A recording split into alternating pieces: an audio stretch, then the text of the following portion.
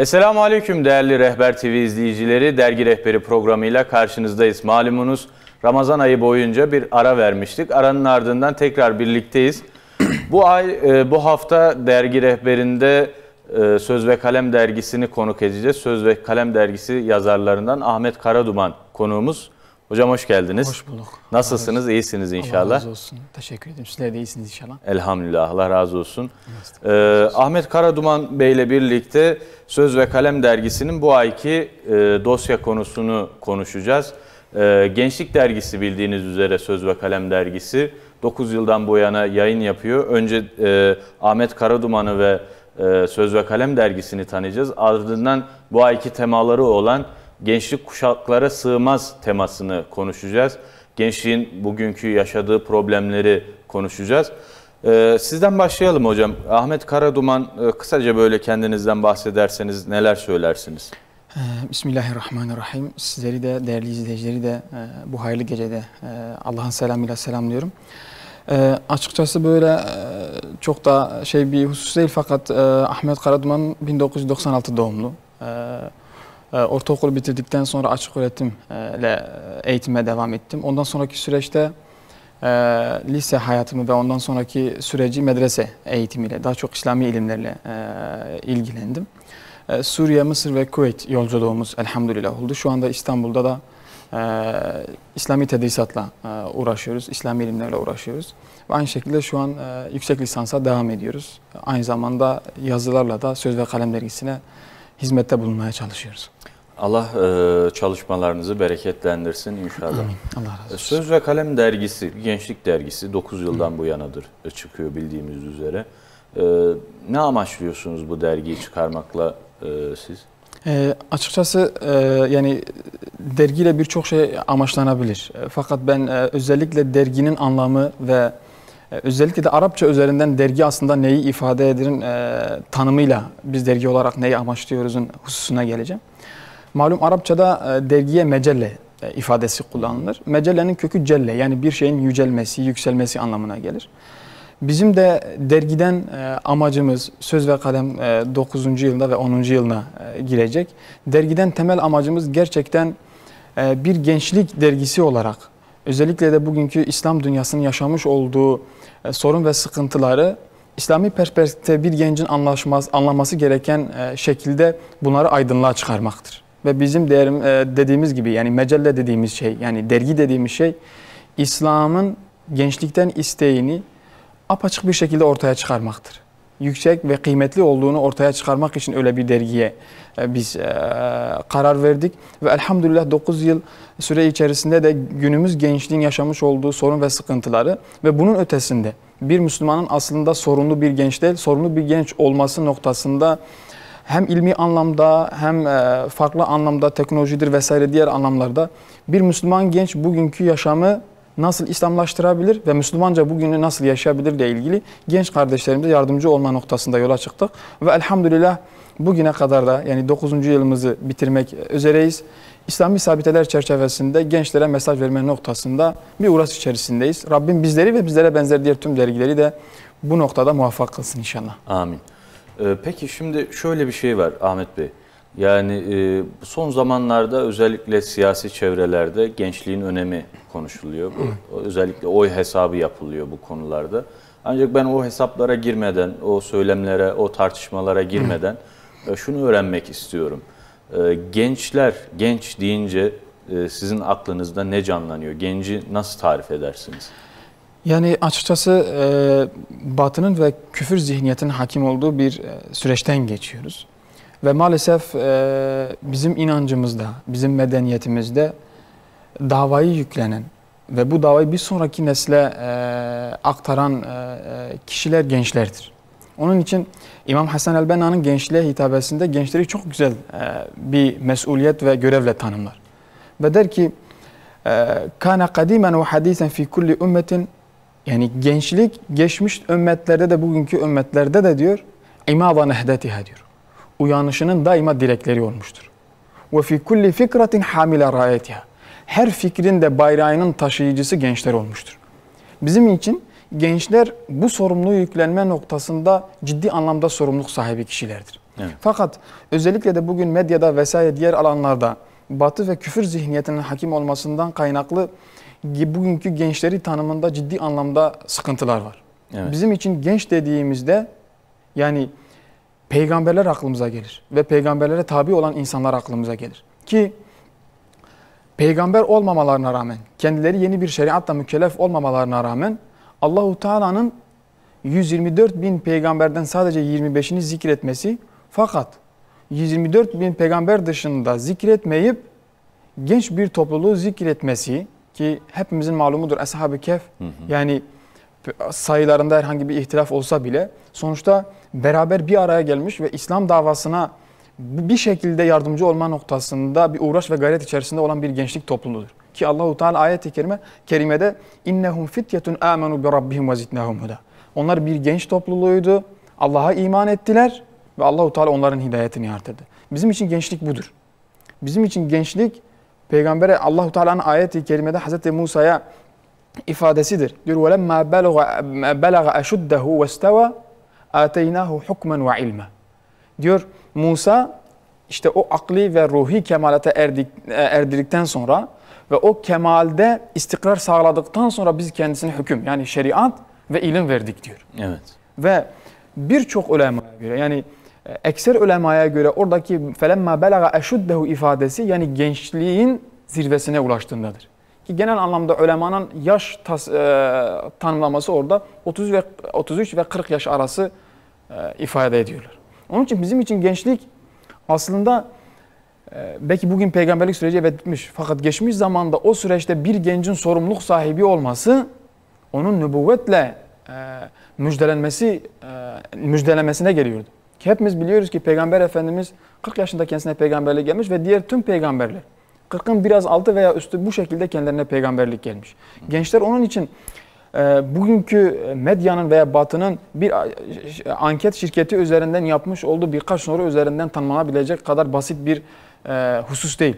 Ve biz gençliği belki bilirsiniz mantık ilminde bir süreç tanımlanamaz. Yani bir gençlik süreci tanımlanamaz. Sadece bunu vasıflandırabilirsiniz. Onun için Cemil Meriç'in bir ifadesi vardır. Her tarif, her tanım bir tahriftir.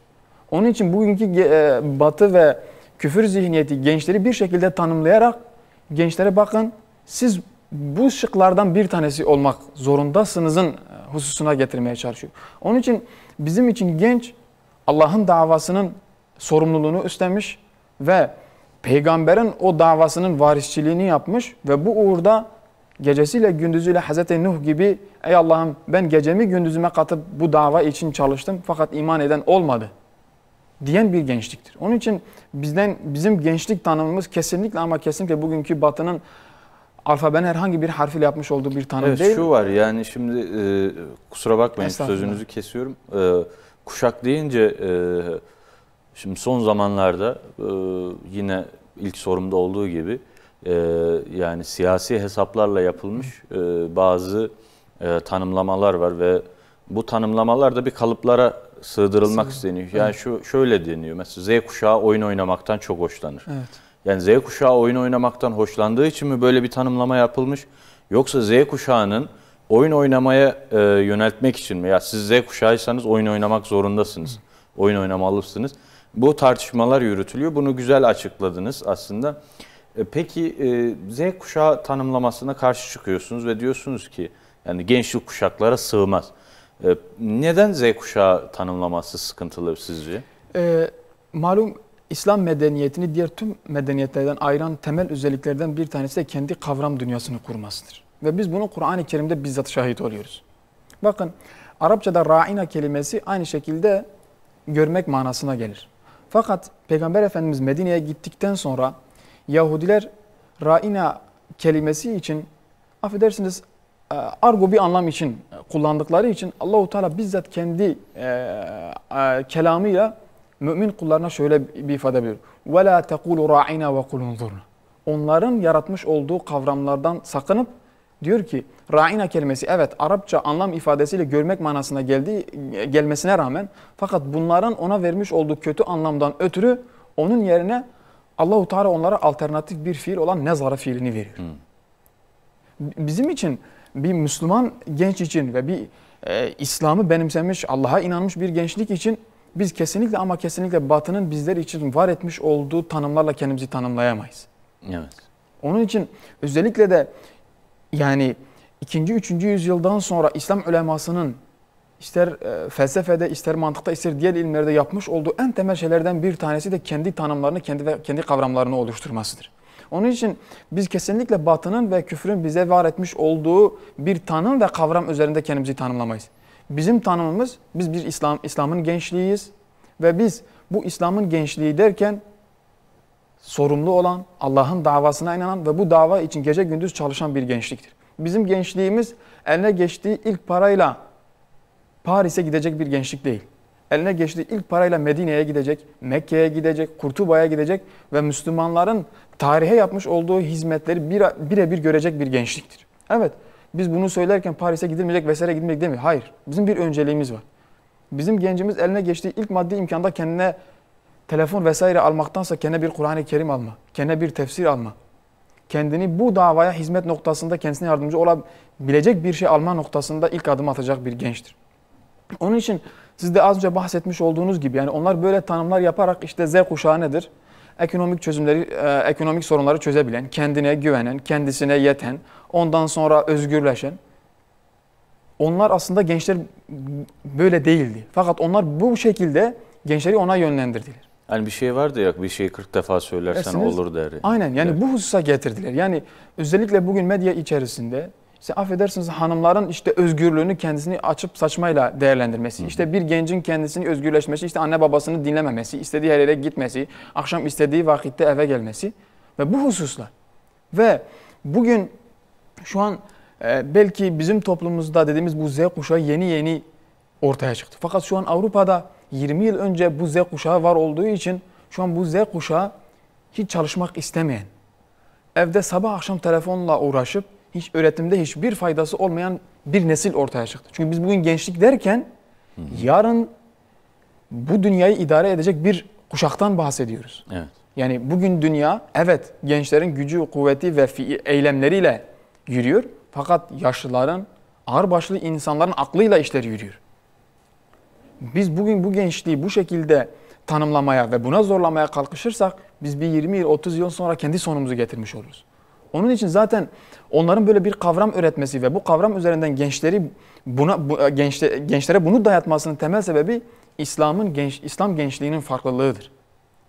Müslüman genç daima gayret içerisinde olduğu için onlar Müslümanların gençlerinden ne kadar koparabilirsek, onların gençlerine ne kadar tembelliği aşılayabildiysek o kadar kazançlı ve başarılı oluruzun hedefi içerisindedir. Evet, yani peki hani böyle belki şey olacak ama bu anlattıklarınız karşısında belki biraz basit kaçar ama yani gençlik kuşaklara sığmaz derken Z kuşağının alternatifi olarak yani bir harf belirtmeye gerek var mı yoksa siz nasıl tanımlarsınız yani, gençliği? Dediğimiz gibi yani gençlik aslında tanımlanamayacak bir süreç.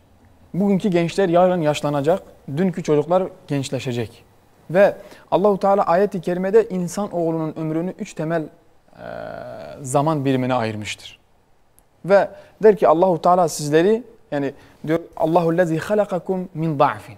Sizi bir zafiyette yarattı. Yani anne karnında ve çocukluk süreci.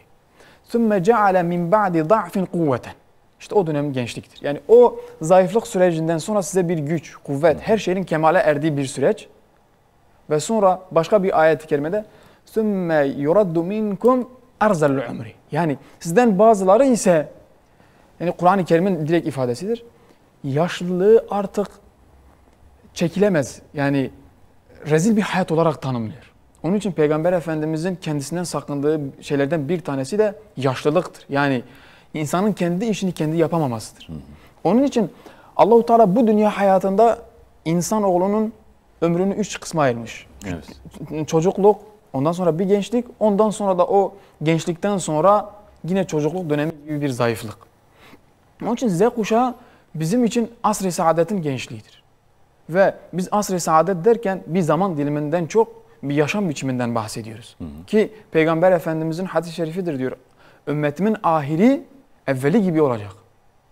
Yani Allah'ın izniyle ahir zamandaki gençlik ki Peygamber Efendimizin ifadesiyle ahir zamanda yine İslam ilk günkü gibi yeryüzüne hakim olacak. Biraz açacak olursak mesela asr-ı saadette gençler nasıldı? İşte asr-ı saadette o bahsettiğimiz o gençlik en basitten bir İbn Abbas'tan örnek vereyim. İbn Abbas Peygamber Efendimiz vefat ettiğinde 13 yaşlarında. Ve Peygamber Efendimiz küçükken kendisine dua etmiş ve Peygamberin bizzat kendi isimlendirmesiyle Kur'an'ın tercümanı olarak ifade edilen bir genç. Peygamber Efendimiz vefat ettiğinde kendisi akranlarına gidip şu ifadeyi kullanıyor aynen. Diyor ki Peygamber Efendimiz vefat etti diyor. Ve diyor onun ilmini miras almış sahabeler kaldı diyor. Evet. Diyor siz var mısınız o peygamberin miras bırakmış olduğu o ilmi ashabından alıp bizden sonraki nesle aktarmaya? Akranların ifadesi biz oynayacak yaştayız. Bu ilmi nasıl miras alıp bir sonraki nesle aktaracağız diyor. İbn Abbas onların arasından ayrılıp sahabenin talebeliğini yapıyor ve Hazreti Ömer döneminde. Bakın Hazreti Ebubekir 1,5-2 yıl halifelik yaptı. Ondan sonraki yılları Hazreti Ömer yaptı ve 16-17 yaşlarında İbn Abbas Hazreti Ömer'in ümmetin meselelerini görüştüğü mecliste bir istişare üyesi. Bizim bahsettiğimiz gençlik odur. Evet. Bizim bahsetmiş olduğumuz gençlik 17-18 yaşlarında kendisinden yani yıllarca büyük sahabeye komutanlık yapabilecek düzeyde sorumluluğa sahip Üsame bin Zeyd'tir. Yani 18 ve 20 yaşları içerisinde bir peygamberin güvencesini kazanabilmiş, başka bir memlekete bir peygamber temsilcisi olarak gönderilebilecek o pozisyonda, o sorumlulukta olan bir Mus'ab bin Ömer'dir. Bizim gençliğimiz budur. Burada şöyle bir problem de çıkıyor mu acaba? Yani bunu merak ediyorum. Şimdi gençlere sorumluluk verilmediği için mi gençler böyle bu şekilde biraz örseleniyor ya da atıl kalıyor? Yoksa gençler kendilerini iyi geliştirmediği için mi sorumluluk verilmiyor? Yani böyle bir ikilem de var aslında. Doğru. Yani siz de takdir ederseniz bir yerde bir problem varsa kesinlikle tek taraflı değildir. Yani bu sadece hayatın gençler ve onlardan daha büyük yaşlı kesim diyebileceğimiz ya da daha tecrübeli insanların olduğu bir süreç değil. Karşılıklı bir problem var. Hı hı. Evet, doğrudur. Yani bugünün gençliği sorumluluğu alma noktasında biraz daha tembel davranıyor. Fakat bu tembelliğin belki de temel sebeplerden bir tanesi de büyüklerimizin bir işi tamamıyla bize teslim etmemesinden kaynaklı da olabilir. Hı hı. Fakat biz işte o gençliğin bir daha o sorumluluğu üstlenme noktasında üzerindeki o kesliği atmayı, o tembelliği atıp bir daha o sorumluluğu alma noktasında bir daha bir Selahaddin Eyyubi olabilme, bir daha yine bir Fatih olabilme, yine bir Mus'ab bin Ömer olabilme, bir yani İbn Abbas olabilme, bir İbn Mesud olabilme, bunların çabası içerisindeyiz. Evet, bir problem var, doğrudur. Fakat bu problemin %50'si belki de işi teslim etmeyen büyüklerimizde, diğer %50'si de belki de bazen işi teslim edip işi hakkıyla yapmayan gençlerden kaynaklı olabilir. Fakat Peygamber Efendimizin ifadesidir. Yani ümmetimde bir topluluk daima hak üzerine sabit kalacaktır. Ve bu topluluk gençlerde de bu topluluktan kesinlikle vardır. Yaşlarda da bu topluluklarda kesinlikle vardır. Onun için benim şahsi kanaatim bu ümmet içerisinde hakkıyla şu an görevini yapan gençlik kesinlikle ama kesinlikle vardır. Ve zaten eğer hakkıyla bu işler gençler tarafından yapılmamış olsaydı 20 yıl önce İslam ifadesinin kullanılamadığı üniversitelerde bugün Pakistan'da bir bacımız Allahu Ekber deyip üniversiteye giremezdi. Elhamdülillah sorumluluğu hakkıyla yapan bir gençlik var. Fakat özellikle de bugün Batı ve diğer Batı sevdalısı insanlar gençleri pozisyondan düşürmek için onların yaptıklarını medyaya çıkarmama, onların daima yapmış olduğu hataları medyaya çıkarıp onlar bak sizler bunlardansınızın imasını oluşturmaya çalışıyorlar. Fakat elhamdülillah bugün Müslümanların ve İslami çevrenin içerisinde olması gerekenden çok daha sorumlu, olması gerekenden çok daha gayretli gençler var. Evet, sayı az olabilir fakat Allah'ın izniyle bu sayı gün be gün artacaktır. Evet. Şimdi üniversiteye giren hanımdan bahsettiniz. Bir hanım ablamız Pakistan'da Allahu Ekber diyerek üniversiteye girmiş. Şimdi yazarlarınız arasında da var, okuyucularınız arasında da hanımlar var, bayanlar var. Peki genç bayanlar, genç hanımlar bu gençlik kuşaklara sığmaz sloganında ya da tasavvurunda kendini nerede konumlandırmalı? Genç kadınlara nasıl görevler düşüyor burada? Yani Allahu Teala o ifadeyi kullanırken kesinlikle ama erkek bir topluluk veya genç bayan bir topluluktan bahsetmiyor. Ve o fitye kelimesi mana itibariyle genç yani gençler için, erkek gençler için kullanılmış olsa bile aslında fitye kelimesi biliyorsun sondaki merbuta ile aslında Arapçada müennes bir kavramdır. Her ne kadar Kur'an-ı Kerim'de o kullanılan ifade erkek bir topluluktan bahsetmiş olsa bile bizim her Müslümanın bu dünya hayatında bir sorumluluğu vardır. Evindeki bir hanımefendi çocuğunu Müslüman olarak yetiştirmekte sorumlu olduğu gibi evet, üniversitede, lisede, ortaokulda olan bir Müslüman bacımızın da bir sorumluluğu vardır. Ve benim özellikle bugünkü gençlerde yani olması gereken sorumluluğu eda etme noktasında iki temel sıkıntının varlığından ben açıkçası biraz muzdaribim. Birincisi ilim, ikincisi de okuduklarıyla amel etmektir. Ve elhamdülillah bugün 20 yıl öncesine göre, 30 yıl öncesine göre üniversitelerimizde elhamdülillah başörtüsüyle hayasını muhafaza ederek Müslüman bacılarımızın sayısı kat be kat artıyor. Fakat mesele başörtüyle girmek değil. O başörtümüzü giydiğimizde bir Müslümana yakışır bir pozisyonda olmaktır. Ve bu birincisi bir Müslüman ilim sahibi olmalıdır. İkincisi de o okuduğu ilmiyle amel etmek zorundadır. Evet. Çünkü bugüne kadar demiyorum, yani bugüne kadar Müslümanları diğer milletlerden ayıran temel özellik ilimdi. Fakat bu 100 yıl içerisinde Müslümanları hep cehaletle itham ettiler. Ama Müslüman gençlerin şunu hiçbir zaman unutmaması lazım. Allah'ın Kur'an'da bize ilk emrettiği şey ikradır. Onun için İmam Gazali Mustasfa'nın başında ilim okumak en büyük ameldir der. Yani vahyin muhatabı olan bizlere ilk emredilen şey okumaktır. Okumak Allahu Teala'nın ikra ayetiyle amel etmektir aslında. Ondan sonra bu okuduğumuz hemen devamında diyor. Bismi rabbikellezî halak. Okuduğumuz şey bizim Allah'ın adıyla olması lazım. Biz bir matematiği de, bir fiziği de, bir kimyayı da okurken onda Allah'ı görürcesine okumak zorundayız. Çünkü biz bugün dünyada var olan ilimler ve bilimlere de baktığımızda ve bugün bahsetmiş olduğumuz ilimlerde bir kanunun, bir düzenin var olması Allah'ın var etmiş olduğu düzendendir. Ve biz bu düzenin arkasında Allah'ın varlığına inandığımız için bu ilimlerle daha çok uğraşması gerekenler bizim Müslüman gençliktir. Ve gençlik dediğim gibi yani ilim ve amel noktasında en iyi şekilde kendilerini yetiştirmesi lazım. İmam Gazali bir kitabında Allah Resulüne hitaben Peygamber Efendimizin kendisine muhatap olduğu ayeti çok güzel tarif ediyor. Diyor Allahu Teala peygambere tebliğ görevini verirken diyor ki "Ved'u ila sabili rabbike." Diyor Allah'ın yoluna çağır. Bil hikmeti vel mev'izetil hasene. Hikmetle, güzel vaazla ve cadilhum billeti hiye ahsen. Ve İmam Gazali çok güzel bir tefsir yapıyor. Diyor ki Allahu Teala'nın peygambere insanlara davet et. Hikmetle, mev'ize-i hasene, güzel vaazla ve onlarla en iyi şekilde tartış. Ve diyor bu 3 farklı topluluktur diyor. Hikmetle çağıracağımız gençler, vaazla çağıracağımız orta yaştadır. Ve cadilhum billeti hiye ahsen. Onlarla en güzel şekilde tartış diyen, yani tartış muhatabına ise işte bugün güya kendisini felsefeci gören, kendisini mantıkçı gören insanların haşa Allah'ı inkar etmesine karşı bir genç hem normal bir gence hitap etmeli, hem orta yaşta bir insana vaazda bulunmalı, hem de kendi inancını ve akidesini savunabilecek, onlarla tartışabilecek o pozisyonda o ilme sahip olmalıdır. Allah'ın izniyle gençlerimiz bu pozisyonda olduğu müddetçe bizim düşmanlarımız ne yaparsa yapsın Allahu Teala nurunu tamamlayacaktır. Biz zaten bu dünya hayatında gençler olarak tamamlanacak olan İslam nurunda bizim de bir emeğimizin ve parçamızın, bir gayretimizin olmasıdır. Yoksa Allahu Teala kendi ifadesidir. Biz görevimizi hakkıyla yapmazsak Allahu Teala başka bir topluluğu getirecek ve o topluluk bu görevi ifa etmiş olacak. Evet, Ahmet Hocam çok teşekkür ediyoruz. Gerçekten gençliğe dair Müslüman gencin yapması gereken idealleri çok iyi açıklıyorsunuz. Ama evet değerli izleyenler, kısa bir aranın ardından tekrar birlikteyiz. Söz ve Kalem dergisi yazarlarından Ahmet Karaduman'la birlikte Söz ve Kalem'in bu ayki dergi konusu olan gençlik kuşaklara sığmaz konusunu ve gençliği konuşuyoruz. Önceki programın 1. bölümünde gençlere nasıl tebliğ edilmesine dair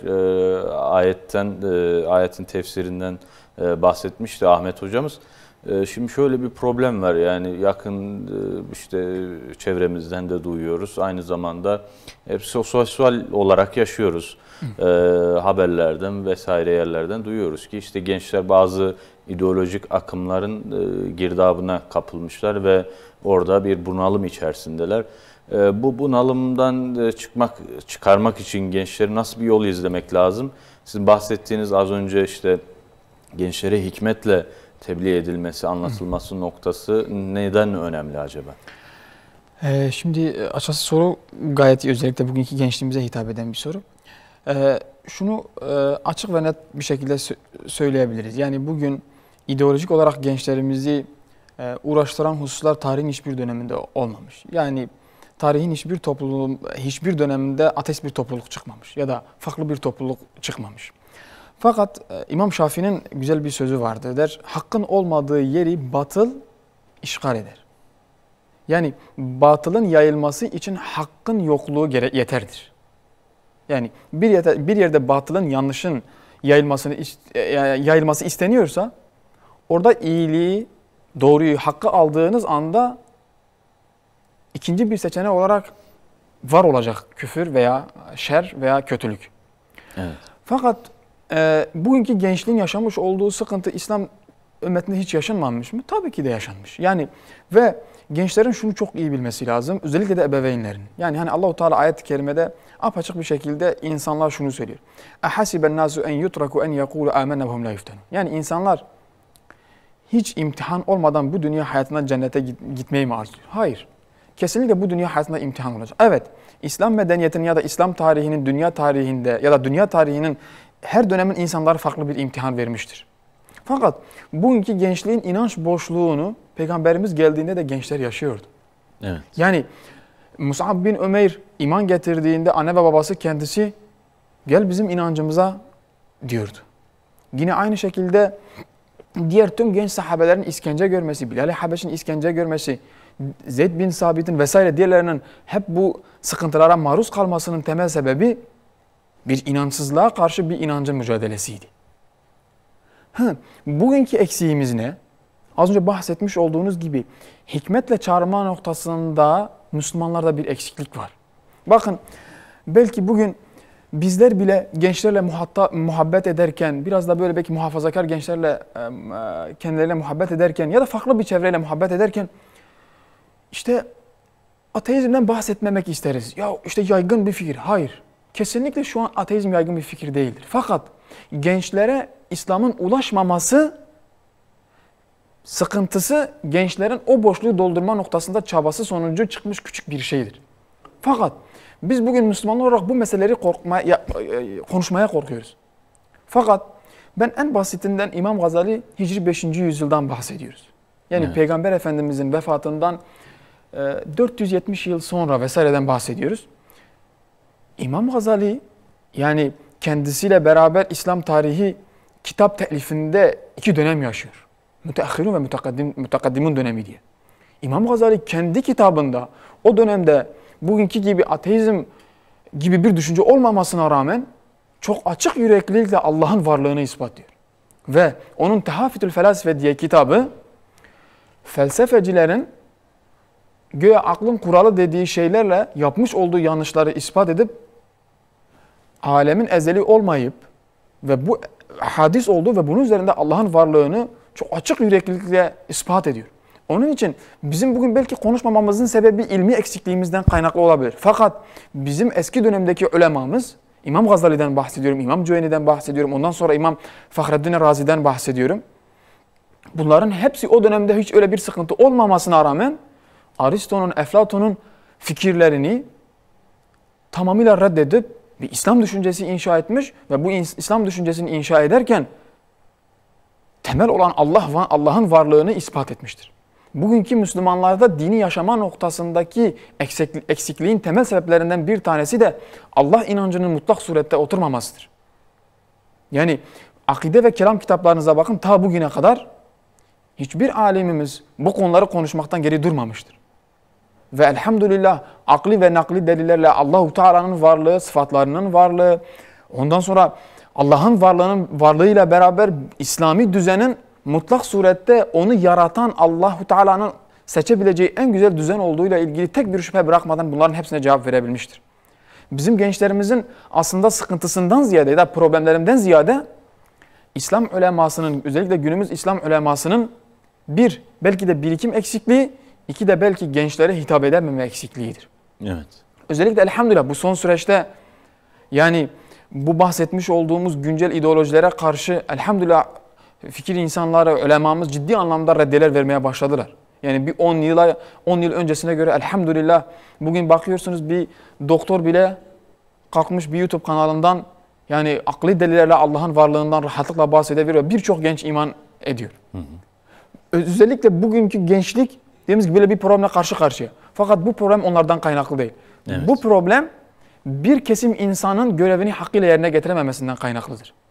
Bir yerde birisi görevini yapmadığında o görevde olması gereken insanlar işsiz nasıl kalıyorsa da bugünkü İslam uleması eğer gençliğe hitap etme noktasında hikmetle muamele etmezse bir genç içindeki düşüncesini eğer karşıdakine rahatlıkla ifade edemiyorsa ve o rahatlığı aynı inancı paylaşmadığı bir insanın yanında rahat ve özgürce düşündüğünü, paylaştığını düşündüğü anda biz gençliğimizi kaybederiz. Hı hı. Onun için gençliğimize bu tür meseleleri konuşabilme rahatlığı verebilmeliyiz. Açıkçası ben gittiğim her yerde gençlerle bu hususta da eğer bir soruları varsa sormalarını istiyorum. Çünkü elhamdülillah bizim İmam Gazali'miz, İmam Fahreddin Razi'miz, ondan sonra İmam Nesefi'miz, İmam Senusimiz bu kitap bunlarla ilgili hiç şüpheye mahal bırakmayacak derecede cevaplar vermiş. İmam Gazali 5. yüzyılda evrenin sonradan yaratıldığını felsefi olarak ispatlıyor. Bugünkü bilim yeni ispatlamaya başladı. Evet. Elhamdülillah dediğim gibi İslam medeniyeti, İslam kültürü bugün var olabilecek işte ne bileyim ister siyasi anlamdaki farklı ideolojilerden bahsedilir, ister inanç noktasında ateizm, deizmdir. Bunların hepsine çok rahatlıkla cevap verebilmiş. Biz yeni bir şey var etmeye gerek kalmadan bile sadece İmam Gazali'nin El-İktisad fil-İ'tikad kitabını, Fahreddin Razi'nin Mealim Usulü dinini bile okumamız bizim bugünkü gençliğin yaşamış olduğu sorun ve sıkıntılara cevap verebileceğin ötesinde bir kitaplardır. Fakat dediğimiz gibi bugünkü temel sıkıntı İslam dünyası ya da İslam ümmeti kendi gencine ve ortamına hakim olabilmiş değil. Ya da gerçekten de Müslümanları kuşatan ve Müslümanların çalışmalarına yardımcı olacak bir İslam ülkesinin olmamayışıdır. Peki yani gençleri nasıl tanıyabiliriz? Yani gençlerin, siz de bahsettiniz yani gençlerle buluşuyorsunuz, bir aradasınız, zaten gençsiniz, Gençlik Dergisi'nde yazıyorsunuz. Gençler ne tür problemler yaşıyorlar bu zamanda en çok? Yani ben açıkçası var olan inançsal sıkıntıların bile bugünkü belki tabii ki de Batı'nın ciddi anlamda şeyi var. Fakat bugünkü genç her şeyden haberdar olduğu için bakıyorsunuz 13-14 yaşındaki genç acaba ben 20 yaşında ne olacağımın hesabını yapıyor. Fakat gencimiz şunun farkında değil. Bugün yapması gereken şey o gün içerisinde var olduğu vazifeyi hakkıyla yerine getirmektir. Fakat gündem ve sosyal medya genci öyle bir hale getiriyor ki 13-14 yaşındaki genç 18 yaşına geldiğinde kime oy vereceğini kararlaştırmaya o yaştan başlıyor. Bu gençler bahsetmiş olduğunuz gibi siyasi emeller doğrultusunda işte kim gençlere sahip olursa yarın öbür gün iktidara o gelecek. Kim böyle yaparsa işte bunlar gençlik kaybediyor vesaire bu şekilde oluyor. Hayır. Gençler, Müslüman gençlik bunların hiçbir zaman ama reklamı olmamalı.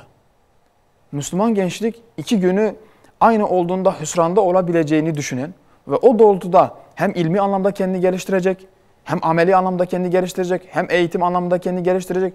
Eğer bir işte uzman olmayı düşünüyorsa bu marangozluk olabilir, farklı bir alan olabilir. O alanda ben nasıl bir çığır açabilirim? Onun hedefi ve çabası içerisinde olmalıdır. Evet. Ve özellikle de bugünkü gençliğin temel sebeplerinden bir tanesi de yani bu problemleri yaşamanın sebeplerinden bir tanesi de var olan problemlerin ortağı kılmak. Yani maalesef Türkiye'de diğer ülkelerde de. Yani bakıyorsunuz temel bazı sorun sıkıntıları gençlerin diliyle meclislerde ya da kürsülerde dile getirilmesi çok temel bir sıkıntıdır. Evet. Ve İslam medeniyetinde daha önce gençlerin vazifesini hakkıyla yapmasının temel sebeplerden bir tanesi de hiçbir zaman siyasi emellere alet edilmemiş. Yani halife büyük günah işlese bile genç cihat meydanında başka bir toprağa İslam'ı götürmek için cihat saflarından geri durmamıştır. Kendi sorumluluğunu yerine getirmiştir. Fakat bugünkü medya ve Batı gençliği bu sorunlarla boğuşturarak, yani verdiğimiz nefesi bile ve aldığımız nefesi bile verip vermeyeceğimizden emin olmadığımız bir hayatta 10 yıl sonrası için hesap yapmamızı istiyor ve bu hesap uhrevi değil, eğitimimiz değil, şahsi sağlık ve farklı bir hususumuz değil. Tamamıyla ekonomik. Evet, yani şu problemler var dedi, yani işte mesela eğitim, ondan sonra sağlık, ondan sonra mesela son zamanlarda özellikle ekonomik sıkıntıların da artmasıyla birlikte evlenme gibi problemler var. Evet. Yani bu problemler gençleri nasıl etkiliyor sizce? Tabii ki de, yani bir sorun varsa gençler bir şekilde etkileniyor. Fakat temel sıkıntı gençlerin bu sorunlara ortak edilmesi. Yani evet, evlilik noktasında bazı temel sorun ve sıkıntılar var.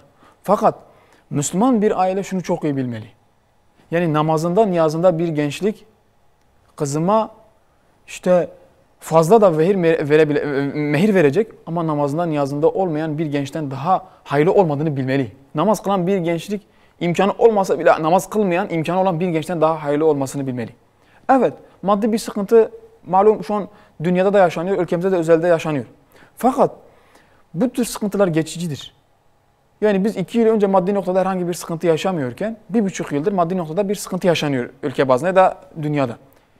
Gençlik hayatının işte 20 yılını 30 yılını rahat geçirmiş, bu 2 yıl için gelecek hayatını heba etmemeli. Evet. Ve bizim hayatımız tamamıyla ekonomik üzerine inşa edilmiş bir hayat değildir. Biz var olan sorumuzu yerimize getirdiğimizde eskilerin ifadesiyle soğan peynir bile olsa eğer yaşayabiliyorsak o şekilde hayatımızı sürdürebilmeliyiz. Ve mücadeleler bu şekilde kazanmıştır.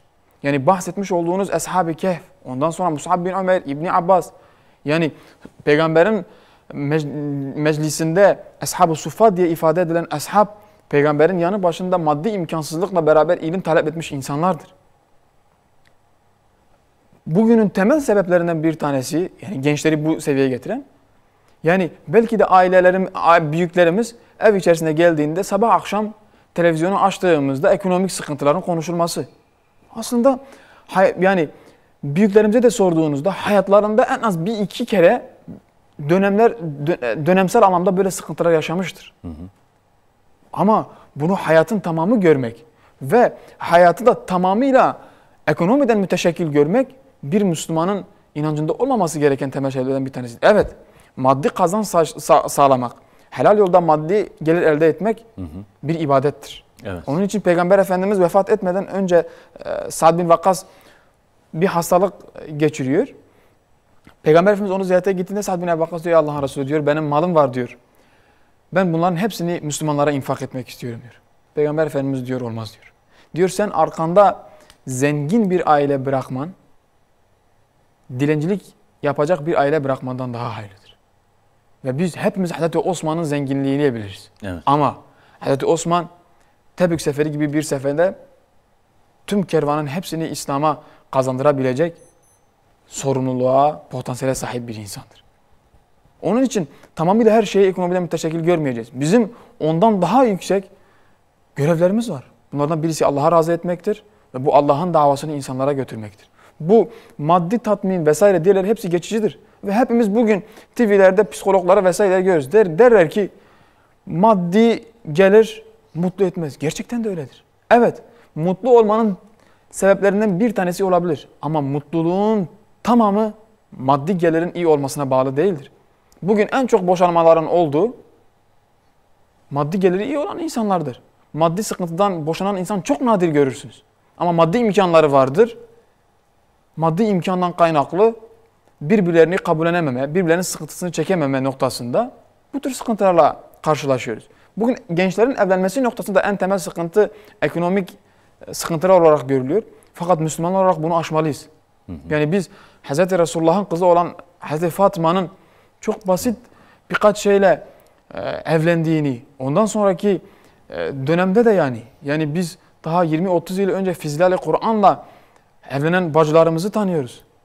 Yani onun için bir daha bu sünnetin ihyasını, bir daha bu güzelliğin ihyası noktasında genç Müslümanların ve özellikle de anne ve babalarımızın bu konuda ciddi anlamda inisiyatif alması lazım. Yani gelen gence namazdan önce eğer maaşından, gelirinden bahsediyorsak bizim İslam düşüncemizde, Müslüman bir yaşam sürdürme noktasındaki düşüncemizde sıkıntı vardır demektir. Evet. Şimdi bizim gençlerden beklentimiz var. Yani daha doğrusu şöyle, büyüklerin, ümmetin, yöneticilerin gençlerden bir beklentisi var. Peki gençlerin yani en başta anne babasından, ardından yöneticilerden, ardından daha geniş perspektifte İslam ümmetinden beklentileri neler ya da var mı böyle bir beklenti? Kesinlikle vardır. Yani belki Türkiye bazında söyleyeceksek bugünkü gençlerin belki de en büyük talebi bugün var olan siyasi emellere kendilerinin alet edilmemesidir. İkinci bir husus anne ve babalara düşüyor. Çocuklarını anlayabilme ve onların bugün maalesef hem inansal hem de ideoloji anlamda yaşamış olduğu sorun ve sıkıntılara çözüm bulma noktasında yardımcı olmalarıdır.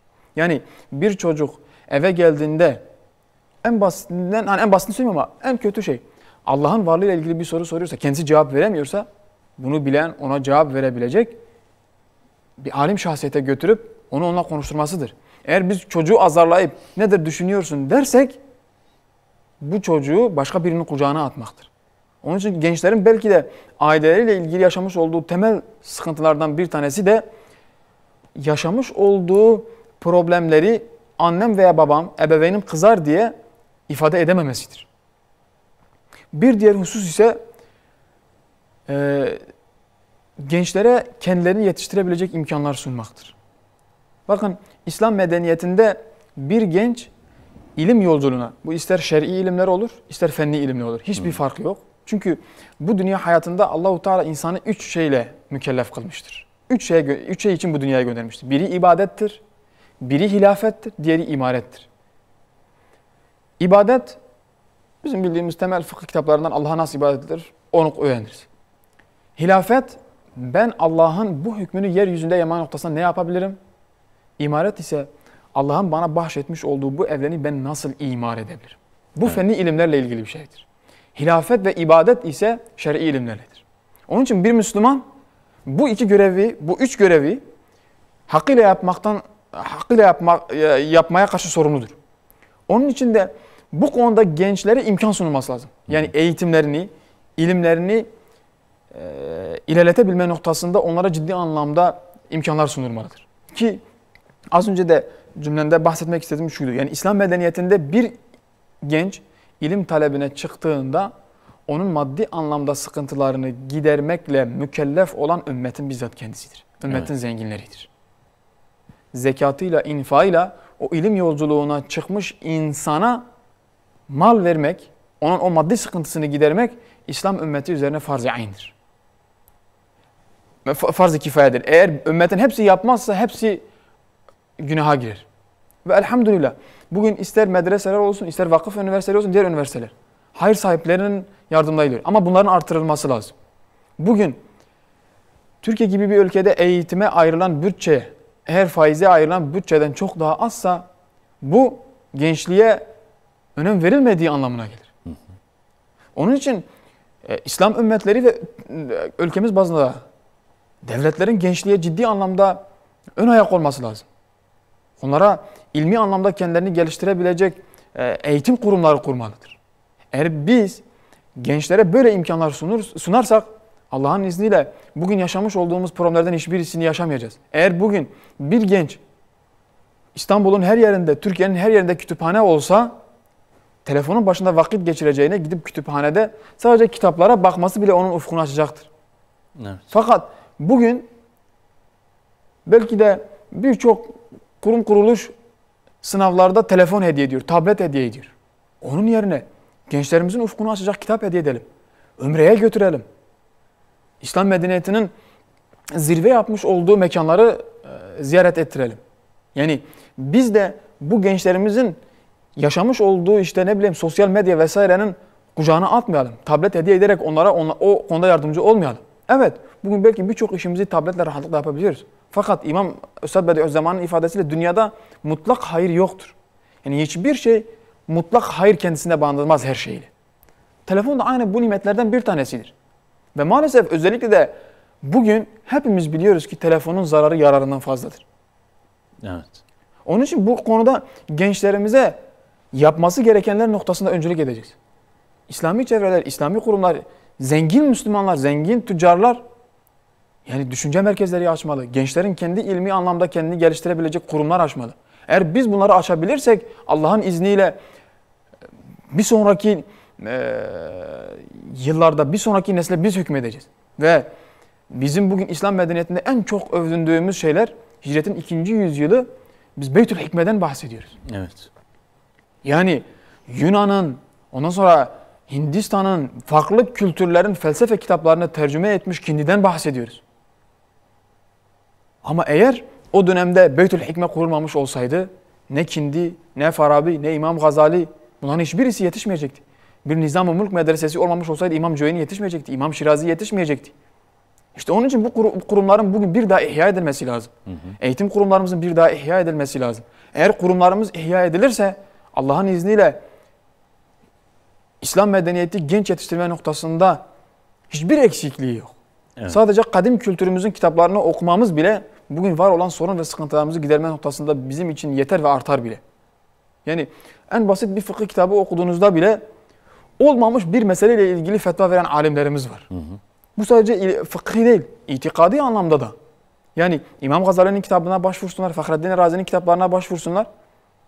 Çok açık yüreklilikle İslam'ın temel meselelerini tartışını hepsini göreceğiz. Ama bunlar ne zaman, bu gençlerin yaşamış olduğu o problemler ne zaman ortadan kalkar?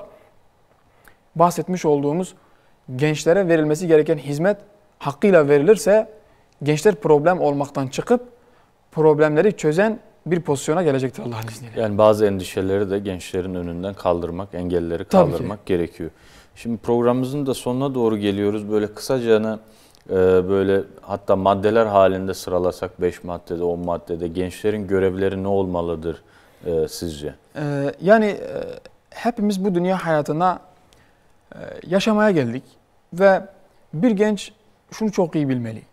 Yani bizim dedelerimizin dedesi yaşamıyor ve biz bu dünya hayatına geçici olarak geldik. Ve bilmeleri gereken ilk vazife Üstad Bediüzzaman'ın çok güzel bir ifadesi var.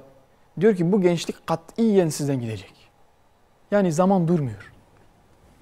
Yani biz aslında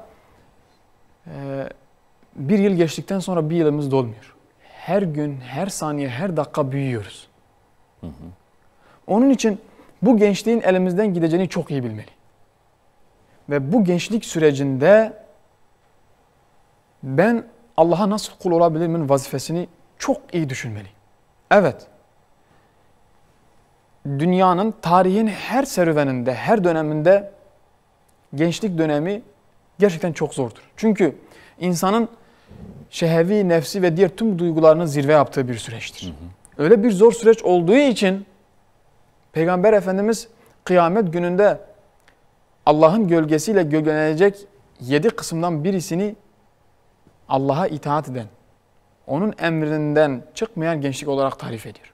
Ve onu kimlerle beraber tarif ediyor? Adil hükümdara. Yani bir hükümdar adil olması ne kadar zor ise bir gencin gençlik döneminde her yaptığı işte Allah'a gözetmesi de o kadar zordur. İmkansız değildir. Evet. Ama zordur. Müslüman gençlik işte bu zorluğu atlatmayı bilmeli. Ve bu zorluğu atlatma noktasında çevresinden yardım almalı. Bunlardan birincisi ailesidir. Diğeri ise tedrisat görmüş olduğu yanındaki hocasıdır. Birinci vazifesi Allah'a karşı kulluğu, bunu çok iyi bilmeli. İkincisi görevi okumaktır. Evet. Yani Allah'ın bize göndermiş olduğu o kitaptaki o ikra ayetiyle muhatap olduğunu bilmelidir. İkincisi okuyacak. Üçüncüsü okuduğunun Allah rızası için olup olmadığını çok iyi bilmeli. Çünkü bizde bir şeyi değerli kılan onun Allah için olmasıdır. Onun için bugün en basitinden bir bardak kendisinden su da içebilirsiniz. Ama bu bardağı alıp başka birisine vurup kafasını da yarabilirsiniz. Onun için biz okuduğumuz ilimle nükleer silahı icat edip ya da onunla insan öldürmek değil. Başka bir hedef olmalı. Biz bugün bir şeyi icat ederken bir telefonu diyelim ki biz icat etmiş olalım. Bugün YouTube'u diyelim ki biz kurmuş olalım.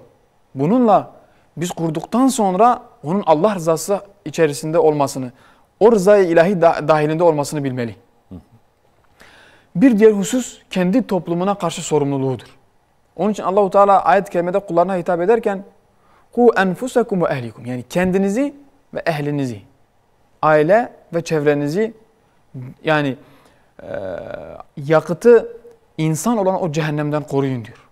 Kendi toplumuna karşı bir vazifesi vardır bir gençliğin. Evet. Ve onun ötesinde İslam ümmetine karşı bir gencin sorumluluğu vardır. Özellikle de kendisini yetiştirebilecek, zeka seviyesi, kabiliyet seviyesi yüksek olan kardeşlerimiz şunu çok iyi bilmeli. Allahu Teala ayet-i kerimede "Ve letus'elunne yevme izin anin naim."